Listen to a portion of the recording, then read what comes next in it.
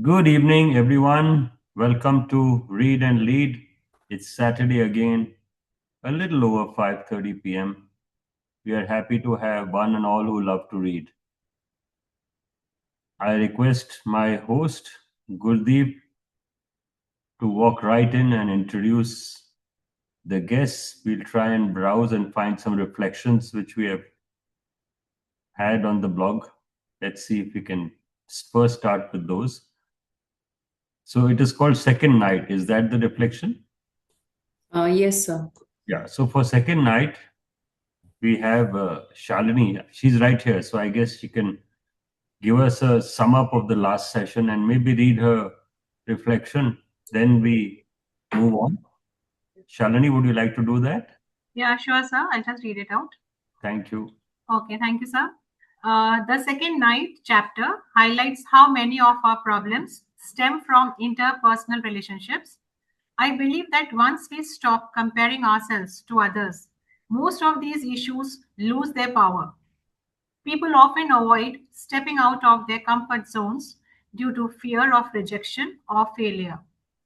But acknowledging our weaknesses and working to overcome them is a far healthier way to grow than remaining stuck in fear or self doubt. In essence, the line, whatever the worry that may arise, the shadows of other people are always present, captures why feelings of inferiority take root in a mindset. Another key takeaway for me was that feeling inferior is natural and even healthy. It creates space for improvement. But if left unaddressed, it can evolve into an inferiority complex and, in its most distorted form, a superiority complex. So ultimately, the choice is ours. We wish to rise above our weaknesses or raise them as shields. So I try to rise above my weaknesses and acknowledge them and try to come out of them. Thank you. Thank you so much. And you so beautifully in one paragraph summed it all up. There's something known as feeling inferior, then there's inferiority complex, which grows into superiority complex because you Very feel true, sir. you're so stuck up then. So that's when people get stuck up. I often say that. And their minds close. They don't absorb anything. You can't tell them anything after that. You just give up at that stage. The coach finds it very difficult to get a mentee out of the superiority complex syndrome. I'm calling it a syndrome. But if you are in the inferiority complex zone, the coach can help you come back. So that's the time when one should find a coach when you feel that you are not able to break through the shackles of inferior feelings. Does that help, Gurdeep? Yes, sir. So that was one. Then there is also one by Shalini. Function. Okay, this is done. There were two, I think. There was one more. Akanksha. Akanksha. Akanksha. Yeah, yeah. Is Akanksha here? No, I don't think so. Akanksha is here. Anyone would like to read this? We'll be happy to take someone reading it. Yeah, Khushi. If Khushi is here, Meenakshi ma'am is here. Anyone who would like to read, and then we can look at the reflection from a reader's perspective. Shall I? Shalini has just come in. Okay, sir. Shalini Singh has come in, not Akanksha. So let Shalini come in. Okay, great. So is there anyone else who wants to read? We want you to start reading also. Jai Hind, sir. Jai Hind. Shalini, you want to read this? We are reading the reflections of last week. Would you want to read this? I would like to read mine because I have not posted, if it is allowed. I know it's not yours, but the person who wrote it, we thought you walked right in and we'd ask you to read. Otherwise, Gurdeep is volunteering. Okay, sir, I can read. Okay, lovely. Go ahead. Okay. So I realized that many of my worries exist because I care too much about how others see me. If I stop overthinking people's reactions, many of my problems will be reduced. Go I ahead. understood I understood that my insecurities grow only when I compare myself. Without comparison, there is no reason to feel less. I learned that I create the meaning of my weaknesses. If I change the meaning, I change my life. Fourth, I realized that sometimes when people brag or behave arrogantly, it is not confidence, it is pain. This helps me understand others with more kindness. Fifth, I understood that true confidence never needs to shout. Real strength is quiet, fake strength is loud. Sixth, I learned that even playing the victim can become a way to feel powerful, but it only locks us inside our own pain. 8. 7. I realized I don't need to be better than someone. I only need to be better version of myself. 8. I understand that freedom means living according to my own values, not based on who likes me or approves of me. 9th, I realized strength and weaknesses depend on how we use them. Real strength is honesty, responsibility, and inner stability. 10th, I understood that both. Excuse me, sir. Yeah. I understood that both inferiority and superiority complexes are prisons created by comparison. When I Yes, stop comparing, I become free. So, Shalini, it goes to that only, that once you break through the shackles of the inferiority complex, you become free. I thought this was very nicely put, these 10 eyes. Thank you, Akanksha, for sharing this. We had a good week. Thank you, Shalini. You read well. Thank you so much. thank you, sir. When you read this, Shalini, you felt like maybe the last session helped you, if I may ask you that question. Yes, sir. There were things. I really like one thing about the book, that the things are so simplified and they are put together. The language, the way we also think the same things, but we are not able to express it. And that was put so nicely that we were able to get so many things from that session. So it really helped me a lot. Thank you. It was indeed very kind of you to walk in and we caught your neck and say, read now. You took the challenge. So you got out of your feeling of not being able to do things as you walked in. Thank you so much. So, Gurdeep, are we ready for the next session? Yes, sir. Shalini, any feedback, anything you want to add to that? Shalini Gupta, I should say that. So Kansha has written all my points and hers are almost similar. It is basically one needs to identify the weaknesses. So that is the most important thing, and I think that only later on evolves into inferiority feeling and complex and then superiority. So basically, one needs to identify and accept the weaknesses. Yeah. It's, identifying and accepting are two separate things. Sometimes we end up identifying, but we are not willing to accept. We're not Yeah, willing to let go. yeah, very true. That's an important element, is to let go. So, Gurdeep, can I stop sharing the screen if that's okay with everyone? Everyone has the book today? Yes, sir. Okay. So, Gurdeep, we just stop sharing the screen. It's more fun reading. Okay. Are you ready? Yes. So chapter is Life is not a competition. Youth is saying, but I guess I still don't really get it. Okay. Ask me anything you like. Adler recognizes that the pursuit of superiority, once trying to be more superior being, is a universal desire, doesn't he? On the other hand, He's striking a note of warning with regard to excessive feelings of inferiority and superiority. It would be easy to understand if he could renounce the pursuit of superiority. Then I could accept it. What are we supposed to do? Think about it this way.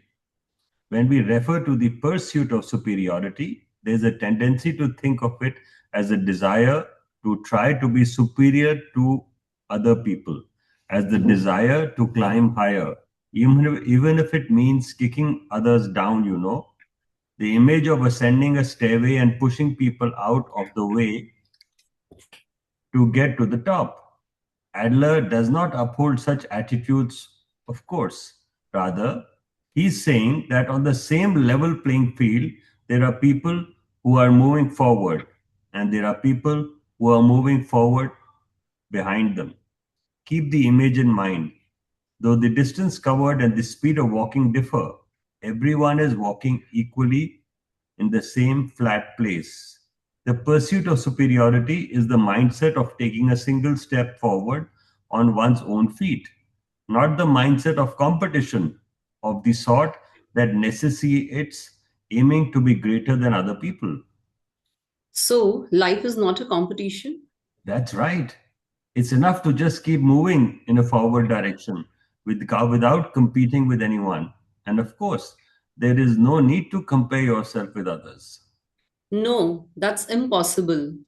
We will always compare ourselves to other people no matter what. That's exactly where our feeling of inferiority comes from, isn't it? A healthy feeling of inferiority is not something that comes from comparing oneself to others, but from one's comparison with one's ideal self.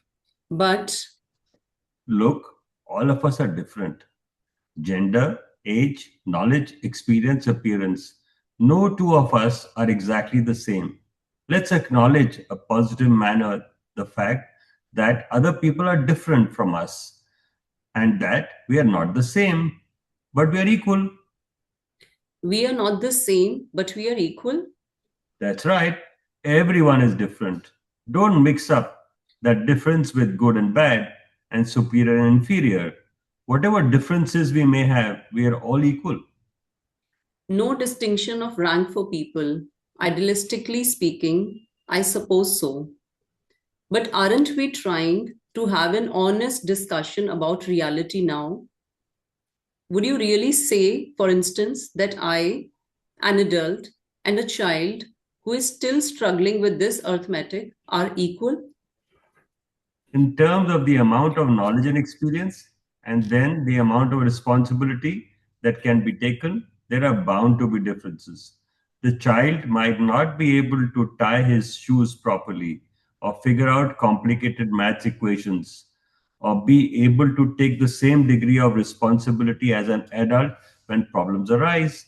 However, such things shouldn't have anything to do with human values. My answer is the same. Human beings are equal, but not the same.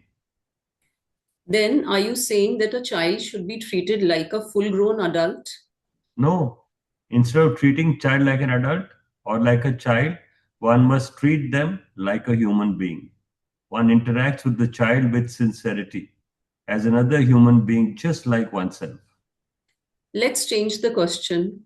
All people are equal. They are on the same level playing field, but actually there is a disparity here, isn't it there?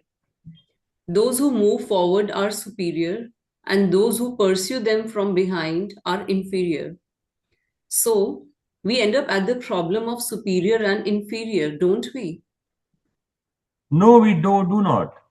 It does not matter if one is trying to walk in front of the others or walk behind them. It is as if we are moving through a flat space that has no vertical axis. We do not walk in order to compete with someone. It is in trying to progress past who one is now that there is value. Have you become free from all forms of competition? Of course, I do not think about gaining status or honor, and I live my life as an outside philosopher without any connection whatsoever to worldly competition. Does that mean you dropped out of competition? That you somehow accepted defeat? No, I withdrew from places that are preoccupied with winning and losing. When one is trying to be oneself, competition will inevitably get in the way. No way. That's a tired out old man's argument. Young folks like me have to pull themselves up by their own bootstraps amid the tension of competition. It's because I don't have a rival running alongside me that I can't outdo myself. What's wrong with thinking of interpersonal relationships as competitive? If that rival was someone you could call a comrade, it's possible that it would lead to self improvement. But in many cases, a competitor will not be your comrade. Meaning what exactly?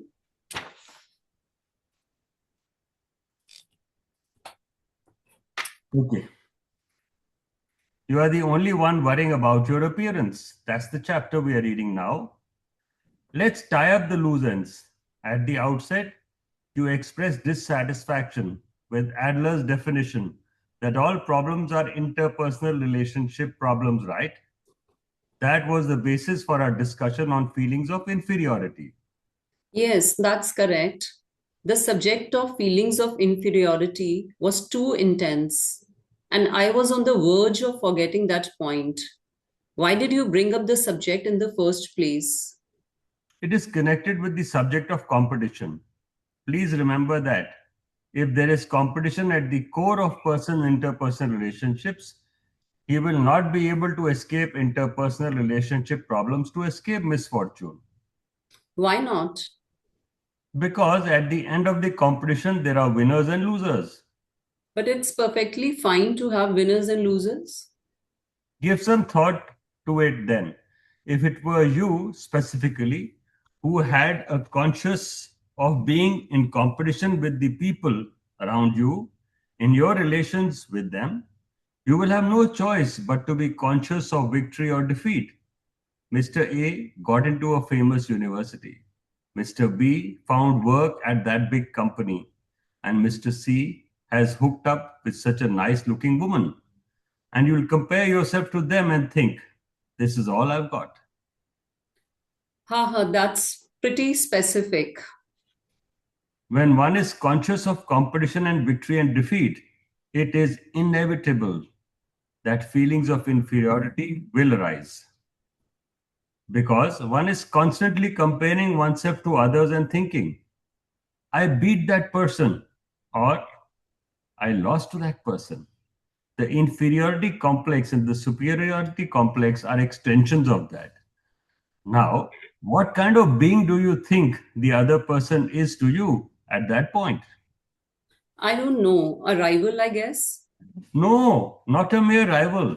Before you know it, you start to see each and every person, everyone in the whole world as your enemy. My enemy.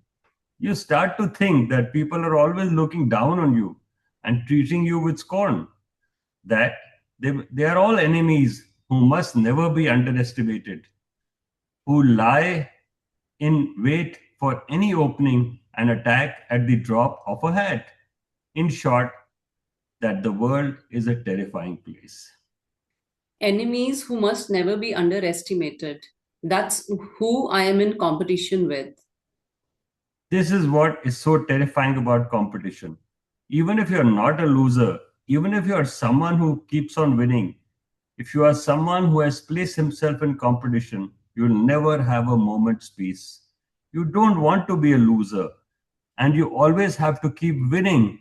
If you don't want to be a loser, you can't trust other people.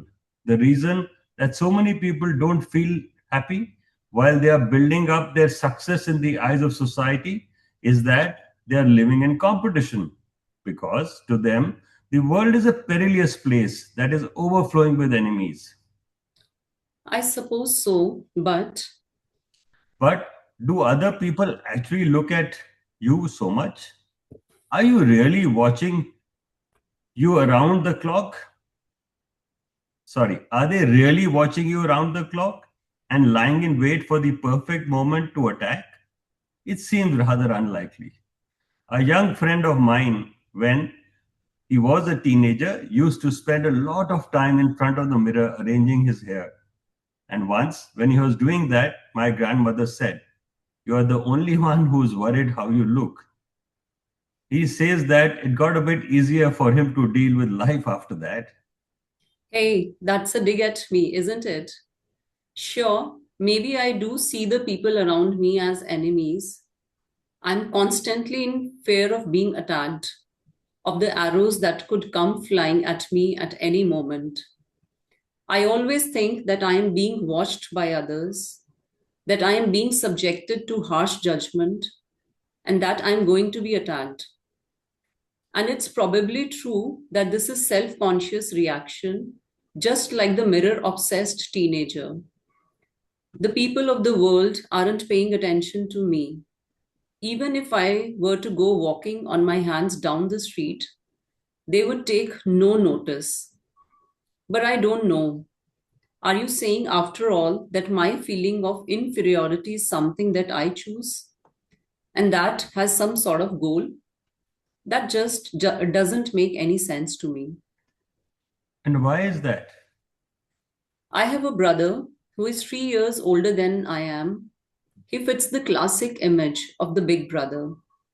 He always does what our parents say. He excels in his studies and in sports, and he's a very picture of diligence. And from the time I was little, I was always compared to him. He's older and more advanced, so of course I could never beat him at anything. Our parents didn't care at all about such circumstances and never gave me any sign of recognition. Whatever I did, I got treated like a child, and I was berated at every opportunity and told to be quiet.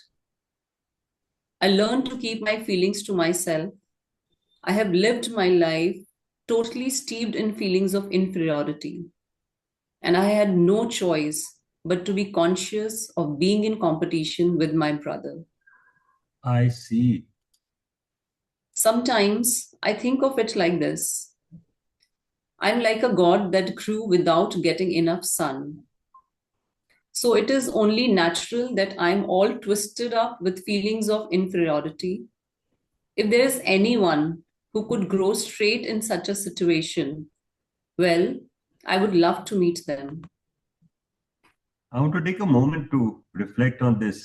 It says I'm like a god that grew. I think this is absolutely fascinating. So sometimes, even now, when I walk out of my office, we have a plant which is growing in a closed space, but there is light.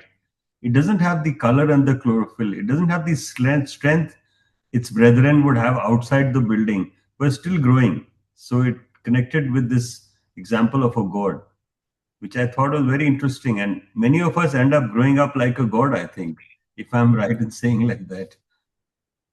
We grow tall, we grow up, but we still have that inferiority complex or this urge to compete, the urge to build enemies, like they say.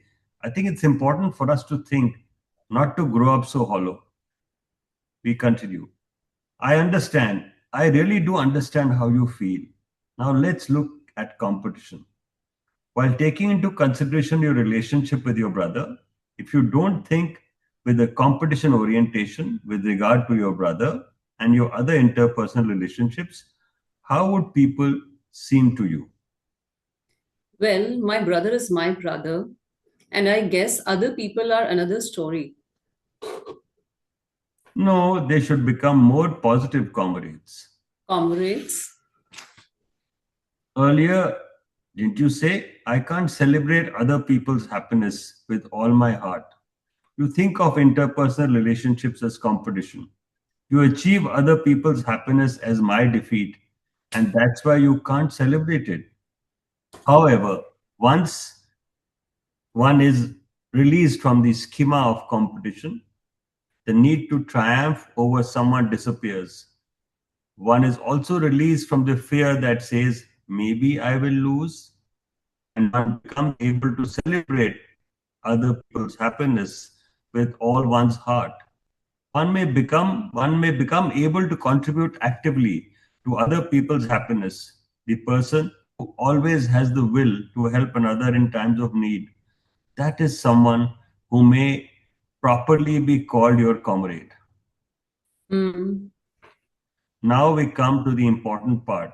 When you're able to truly feel that people are comrades, your way of looking at the other world will change utterly. No longer will you think of the world as a perilous place or be plagued by needless doubts. The world will appear before you as a safe and pleasant place, and your interpersonal relationship problems will decrease dramatically. What a happy person you are. But that's all like a sunflower. It's the reasoning of a sun and nurtured with ample watering. A god grown in the dim shade doesn't do so well. You are returning to etiology, the attributing of causes again. Oh, yes, I sure am. Raised by strict parents, the youth had been oppressed and compared to his elder brother ever since childhood.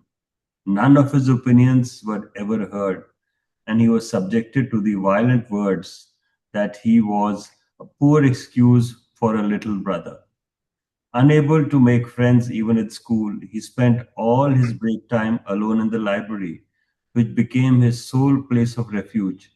This youth, who had passed his early years in such a way, was truly an inhabitant of etiology.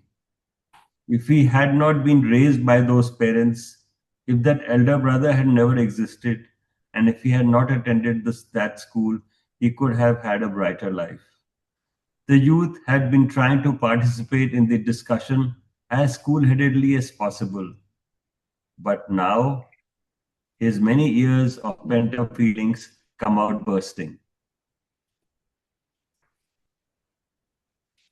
Anyone wants to add something here? I think this is the reality of life. Like our environment is like this, even if we don't want to compete, but there are like people in the society, in the family who will make you competitive. That's true. I mean, the world is like that, and people who can hold their cool, like we always say, are the ones who ultimately sail through it.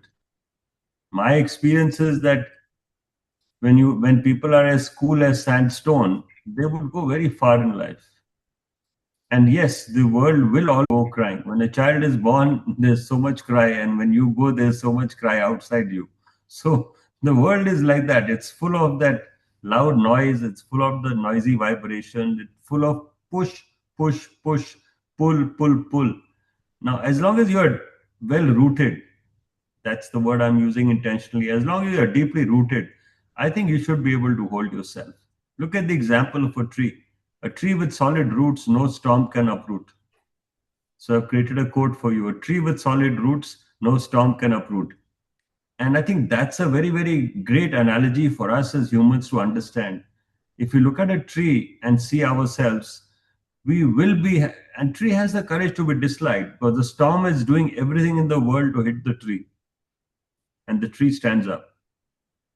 Shalini Gupta, anything you want to add to that? So when you're talking about the tree, I am reminded of the grass also, sir. It is said it is so gentle and humble, like it is also not destroyed by anything. Yeah, that's true. And nature has its way, and I think the best learning is from nature.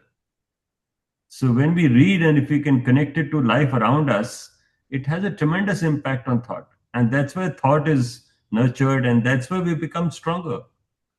And our session is called Read and Lead. And this chapter also summarizes the reason for peer pressure and sibling rivalry. Yes, that's a fantastic point you brought up.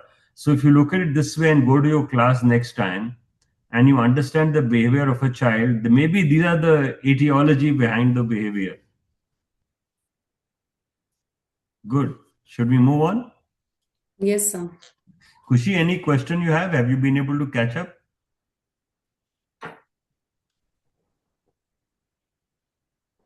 She's having challenges about network. Meenakshi, you want to add anything to it? No, sir. Uh, all that you said just now, my views match with it. That Your view match. what else do I say? It's like There's quite no similar. competition. I said there's no competition here on views. How nice, how good we are all together here. Yeah. Yeah, Kushi, we shouted out your name. Are you okay with how we are reading? Do you take away some message from this chapter?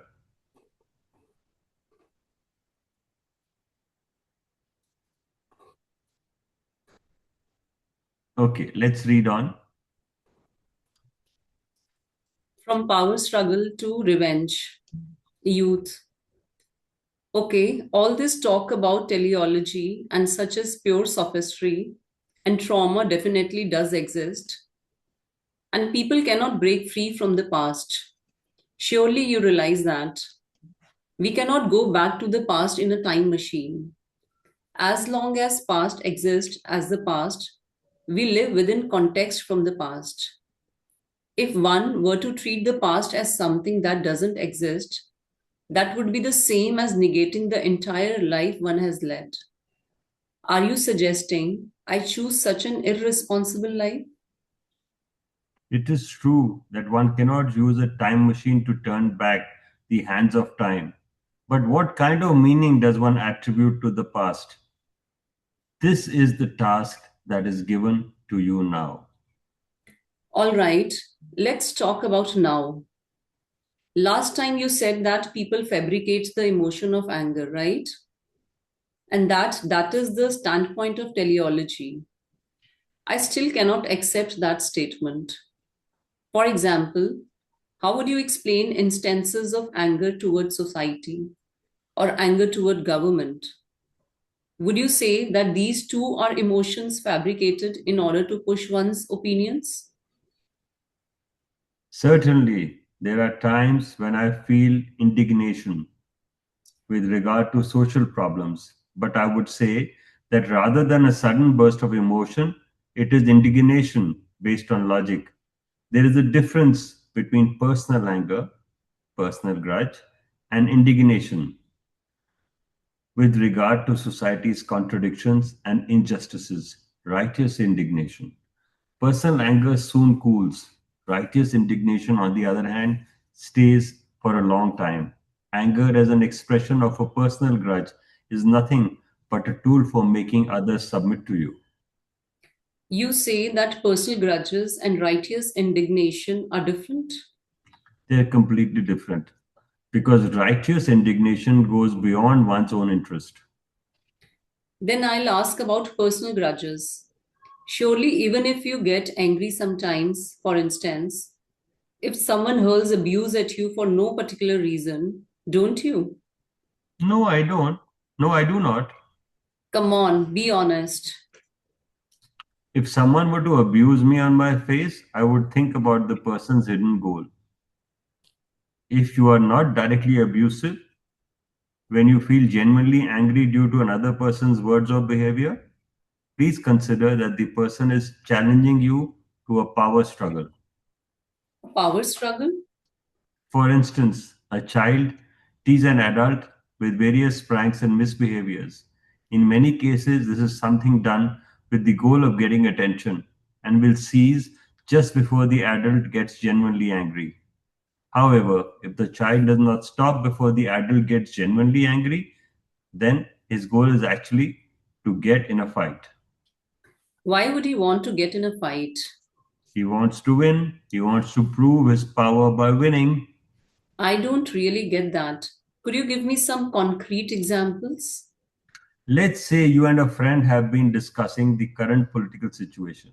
Before long, it turns into a heated argument, and neither of you is willing to accept any differences of opinion until finally it reaches the point where he starts engaging in personal attacks. That you are stupid. And it's because of people like you that this country doesn't change. That sort of thing. But if someone said that to me, I wouldn't be able to put up with it. In this case, what is the other person's goal? It is only that he wants to discuss politics? No, it isn't. It's that he finds you unbearable and he wants to criticize and provoke you and make you submit through a power struggle. If you get angry at this point, the moment he has been anticipating will arrive and the relationship will suddenly turn into a power struggle. No matter what the provocation, you must not be taken in. No, there is no need to run away from it. If someone wants to start a fight, it's fine to accept it. But it's the other guy who is at fault anyway. You can bash his noise in, the stupid fool, with words, that's it. Now, let's say you take control of the quarrel, and then the other man who was seeking to defeat you withdraws in a sportsmanlike manner. The thing is, the power struggle doesn't end there. Having lost the dispute, he rushes onto the next stage. The next stage? Yes, it's the revenge stage.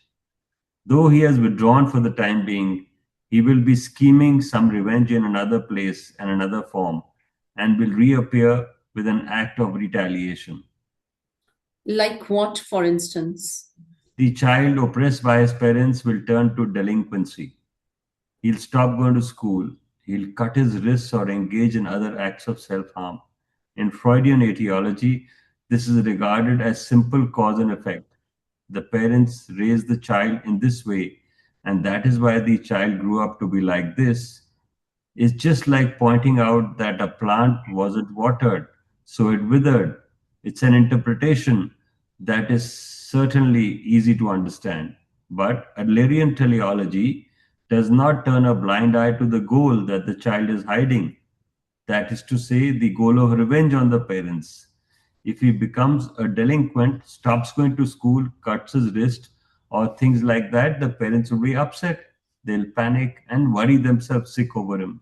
It is in that knowledge that he will happen that the child engages in problem behavior so that the current goal, revenge on the parents, can be realized not because he is motivated by past causes, which is the home environment. He engages in problem behavior in order to upset his parents. That's right. There are probably a lot of people who feel mystified by seeing a child who cuts his wrist and think, why would he do such a thing? But try to think how the people around the child, the parents, for instance, will feel as a result of the behavior of cutting wrist. If you do, the goal behind the behavior should come into view of its own accord. The goal being revenge. Yes, and once the interpersonal relationship reaches the revenge stage, it is almost impossible for either party to find a solution. To prevent this from happening, when one is challenged to a power struggle, one must never allow oneself to be taken in. Any thoughts? Have you taken revenge ever, Gurdeep? Now I am not the philosopher, I'm Sandeep asking Gurdeep.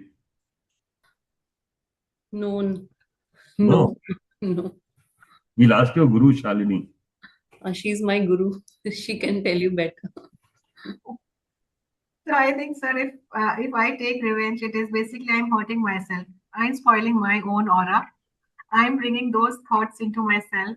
So maybe I'm changing because of the other person. Why should I change because of the other person? The other person should not have the remote of my behavior, my demeanor. This is what I feel, sir. Something which I feel is not right, I will say it on the face.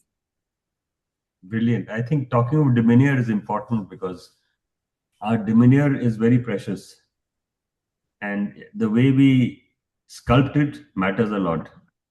So I think what I learned from you just now was sculpting a demeanor. So if you were an artist, sculpting the demeanor would become a challenge for you. Give it a thought. So admitting fault is not defeat.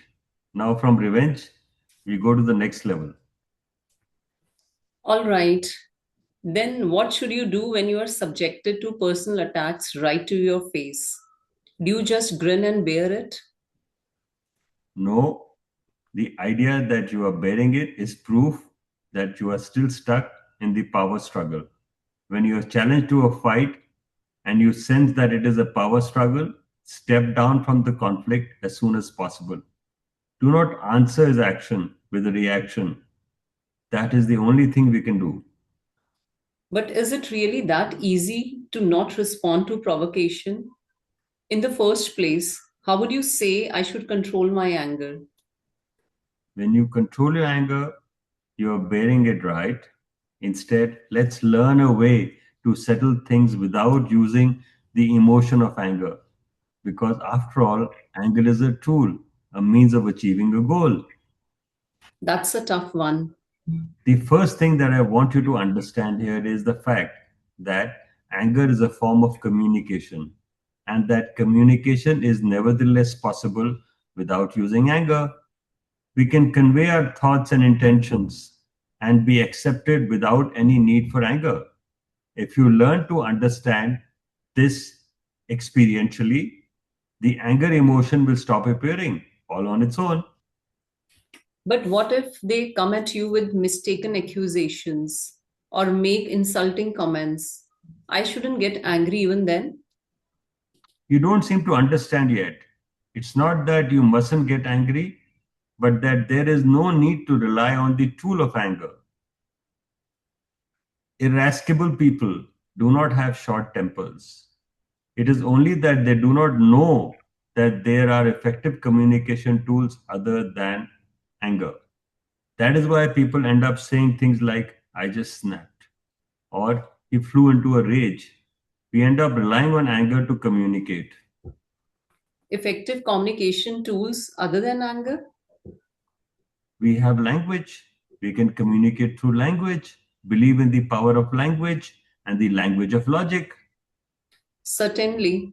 If I didn't believe in that, we wouldn't be having this dialogue. One more thing about power struggles. In every instance, no matter how much you might think you are right, try not to criticize the other party on that basis. This is an interpersonal relationship trap that many fall into.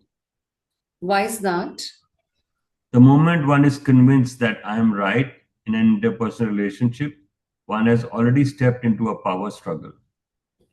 Just because you think you are right? No way. That's just blowing things all out of proportion. I am right. That is to say, the other party is wrong.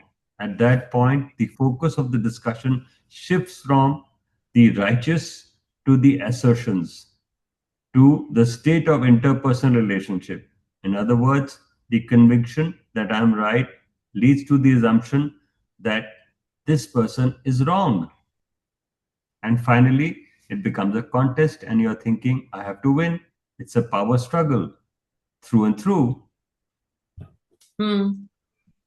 In the first place, the rightness of one's assertions has nothing to do with winning or losing.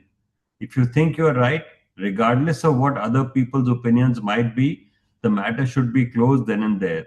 However, many people will rush into a power struggle and try to make others submit to them, and that is why they think of admitting a mistake as admitting defeat. Yes, there definitely is that aspect. Because of one's mindset of not wanting to lose, one is unable to admit one's mistake. The result being that one ends up choosing the wrong path, admitting mistakes, conveying words of apology, and stepping down from power struggles. None of these things is defeat. The pursuit of superiority is not something that is carried out through competition with other people. So, when you are hung up on winning and losing, you lose the ability to make the right choice. Yes, it clouds your judgment, and all you can see is imminent victory or defeat. Then you turn down the wrong path. It's only when we take away the lenses of competition and winning and losing that we begin to correct and change our lives. I think we should hold this quote here. Yeah, I marked it, I'll share it. Overcoming the tasks that face you in life. Okay, but there's still a problem. It's the statement all problems are interpersonal relationship problems. I can see that the feeling of inferiority is an interpersonal relationship worry and that it has certain effects on us. And I accept as logical the idea that life is not a competition. I cannot see other people as comrades, and somewhere inside me, I think of them as enemies. This is clearly the case. But the thing that I find puzzling is why does Adler place so much importance on interpersonal relationships? Why does he go so far as to say all of them? The issue of interpersonal relationships is so important that no matter how broadly it is addressed, it never seems to suffice. Last time I told you what you are lacking is the courage to be happy. You remember that, right? I couldn't forget it if I tried. So, why do you see other people as enemies and why can't you think of them as your comrades? It is because you have lost your courage and you are running away from your life's tasks. My life tasks? Right. This is a crucial point. In Adlerian psychology, clear objectives are laid out of human behavior and psychology. What sort of objectives? First, there are two objectives for behavior: to be self reliant and to live in harmony with society.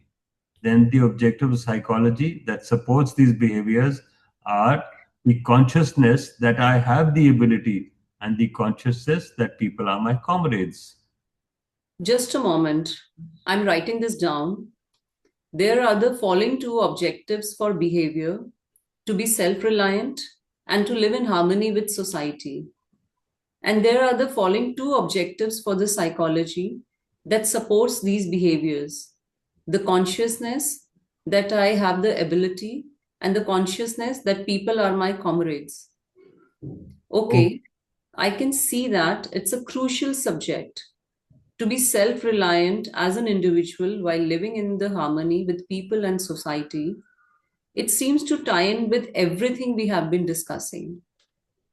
and these objectives can be achieved by facing what Adler calls life tasks. Then, what are life tasks? Let's think of the word life as tracing back to childhood. During childhood, we are protected by our parents and can live without needing to work. But eventually, the time comes when one has to be self reliant. One cannot be dependent on one's parents forever, and one has to be self reliant mentally, of course, and self reliant in a social sense as well. And one has to engage in some form of work, which is not limited to the narrow definition of working at a company. Furthermore, in the process of growing up, one begins to have all kinds of friend relationships. Of course, one may form a love relationship with someone that may even lead to marriage. If it does, one will start a marital relationship. And if one has children, a parent child relationship will begin. Adler made three categories of interpersonal relationships that arise out of these processes.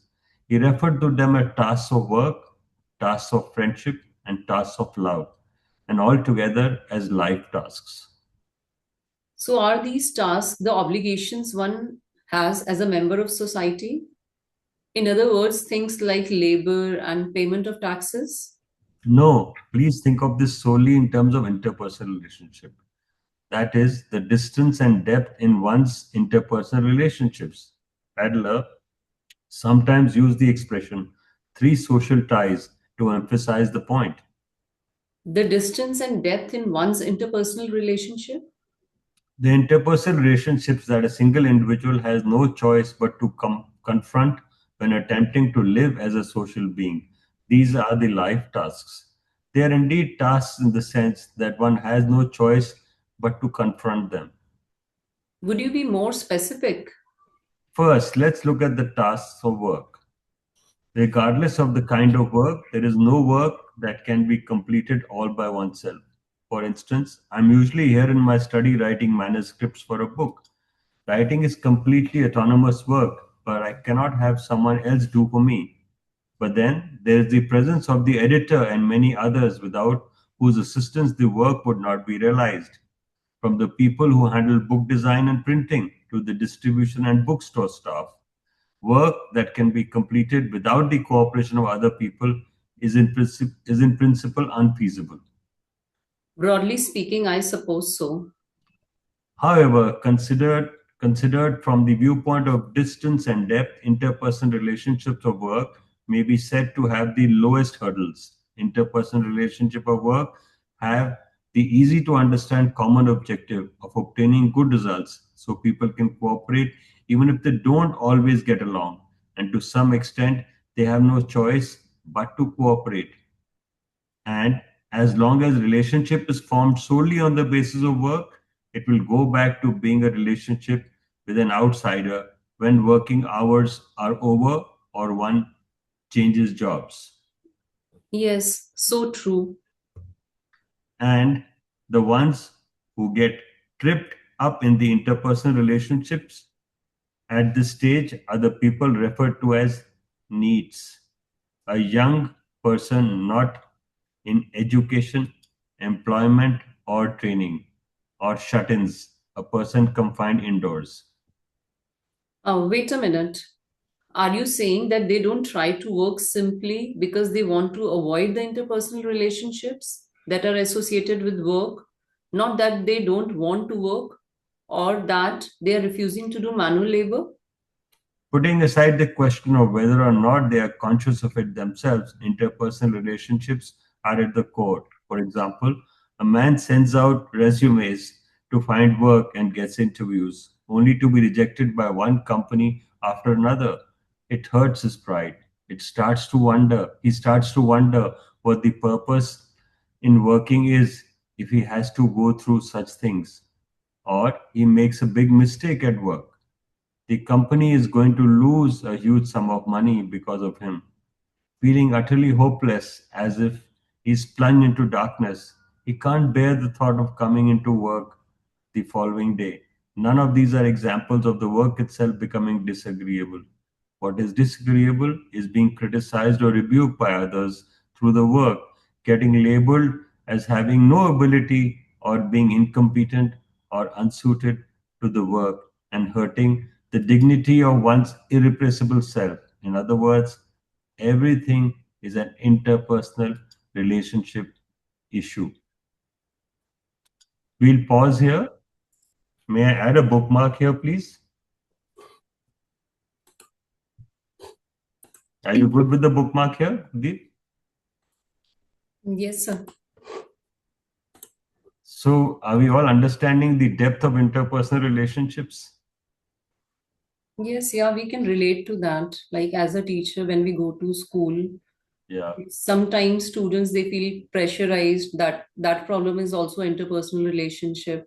Sometimes they don't want to come to school because they don't feel connected with teachers. Again, that is the interpersonal relationship. Sometimes like they talk about parents, like in a sense, something they share with the teachers but they don't share with parents due to maybe due to some reason. So that is also interpersonal relationship. So all problems are interpersonal relationship. Totally agree with this point. Now, if I consider you inside the book, we've already finished the book, then you agree with the philosopher totally. So there's no dialogue left. She's already agreed with me halfway through the book. No, I'm giving my viewpoint not as a youth. Lovely. So thank you so much. It's been a wonderful evening. I hope you enjoy it as much as we do to read. We will work on the notes and we will work on the video. It should be available tomorrow. So have a great Sunday. Gurdeep, you wanted to share something with the Yeah. guests? So we are delighted to announce that on 28th of November, that is this Friday, we are having meet and greet session with one of the famous author, Dr. Manu Kapoor. And last masterclass, we read his book that is Productive Failure. So we'll be meeting him on 28th of November. So all of you do come for that meeting. That is on Friday, not Saturday. So Friday, same time, 5:30. So you can directly meet the author. You can ask questions. So even if you haven't read the book, you can like visit his website. That is drmanukapoor.com, and you can ask any question related to failure. He's a learning scientist basically. So he has developed theory of productive failure. You will know about Adler because that's the country where the Adler is Singapore. No, Currently, he is uh, currently director of ETH Singapore, but ETH is a Swiss university. yes, yes. So he'll be familiar with Adler. You can even ask him Adler questions. So we'll share the link in this group as well. Yeah, I think we've 2000, shared yeah, it. this group. Shalini, you must have got it. We actually put it in the announcement. Yes, Yeah. sir. Today, I think I had put up. Yeah. So today we shared it in the announcement a week in advance so that people can plan Yes. for next Friday. Because the good thing it is Friday and not Saturday. So we will have a reading session always. So next week we have 2 dates with you, Friday and Saturday. So double delight for next week. Double date with you, Gurdeep. God bless you. Anything you want to add, Kushi? You tried struggling in an. Yeah, am I audible, sir? Yeah, very audible. Yeah, I've been trying to speak for a few time, but I'm not audible. Yeah, so I've been listening to all of you, like you, Gurdeep ma'am, and Shalini ma'am, and I've been taking notes, like the way philosopher and the youth is, interacting. It just feels like I'm the youth, asking the questions, and philosopher is giving me answers, and it's so much relatable to me as a youth. And I'm just like, this is the same question I'm having in my mind right now, and he's asking the same questions, but still I'm just struggling to find all the answers. Of course, I'll not get all the answers at once. Yeah. Thank you for that. So I'm glad you feel youth here, and our particular room is well balanced. So that is a very interesting summary for today. Thank you so much. Thank you, Shalini and Shalini. Have a great evening. And we actually did a whole hour today. I hope that's okay with everyone. We can reduce the time if you find the hour too long. So actually, we did not come to know only that it was 6:30. It's Le- only Leaving aside my fire alarm in the way, I ran outside to see. And the beautiful part is when I ran outside to see, I locked myself out of the studio. Then I had to run down and get the duplicate card to come into the studio. My card got locked inside. I ran out. I said, "Where's this alarm?" So anyway, these things happen. I'm glad I could hear the alarm and run out also. I consider that also as presence of mind. No, I just thought of the normal alert which was coming on someone, and then I like it's behind my back only. And today only I was sending a message to everyone that please ensure there are no disruptions. And today I set the example of the disruption. Anyway, thank you so much. Thank Thank you. you all. Bye, Kushi. God bless Yes, you. sir. thank Keep you, reading. everyone. Thank Thank you, you. sir. Thank you.